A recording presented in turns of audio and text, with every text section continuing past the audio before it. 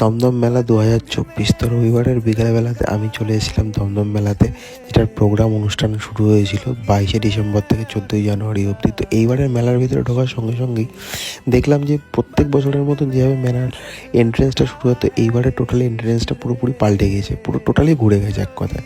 ঢোকার সঙ্গে সঙ্গেই খাবারের দোকান, আর পাশে রয়েছে 50 টাকা করে বিভিন্ন ধরনের বই। আশেপাশে বিভিন্ন ধরনের তোমরা জামা কাপড়ের স্টল, মানি ব্যাগের স্টল ইত্যাদি তোমরা দেখতে পাবে। এখানে বেশ সুন্দর সুন্দর লেদারের কিছু ব্যাগ বিক্রি হচ্ছিল 100 টাকা থেকে 150 টাকার মধ্যে। এখানে কি সুন্দর সুন্দর কুটির শিল্পের ভালো ভালো শিল্প বিক্রি হচ্ছিল, তো বেশ ভালো লাগছিলো। তো মেয়েদের ম্যাক্সিমাম ইয়াররিংস, রিংস সবই 30 টাকা করে। তো আস্তে আস্তে আমরা এগোতে থাকলাম। বেশ ঘর সাজানো সুন্দর সুন্দর ফ্লাওয়ার রয়েছিল। এখানে দেখো সুন্দর সুন্দর কানের রয়েছে।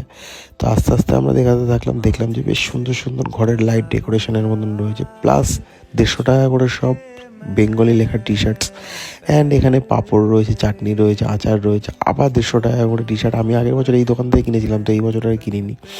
আর যেটা সব থেকে বাঙালির প্রিয় পিঠে পুলি, এই হচ্ছিলো পিঠে পুলির জায়গায় আমরা চলে এসেছিলাম। বেশ ভালো লাগছিলো। আমি টেস্ট করা হয়নি, তবে করবো। তোমরা আসলে টেস্ট করো, অবশ্যই ভালো লাগবে। বাঙালি পৌষ পার্বণ সামনে, পিঠে পুলি বলে কথা।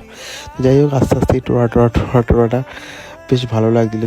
ছেলেবেলার কথা মনে পড়ে যাচ্ছিলো। সামনেই রয়েছে নাগরদোলনা। তো আস্তে আস্তে এগোতে দেখলাম নাগরদোলনা। কিন্তু এই বছরে একটা জিনিস দেখলাম, প্রত্যেকটা জায়গাতেই মানে প্রত্যেকটা রাইডেই 70 টাকা করে দিয়েছে। মানে প্রত্যেক বছর দেখলাম 10 টাকা করে বেড়ে যাচ্ছে। তো যাই হোক, মেলার দিকে রাইড দেখতে দেখতে ব্রেক ডান্সও দেখলাম। তো এইসব দেখতে দেখতে আস্তে আস্তে রাত হয়ে যাচ্ছিলো, বাড়ি ফিরতে হবে।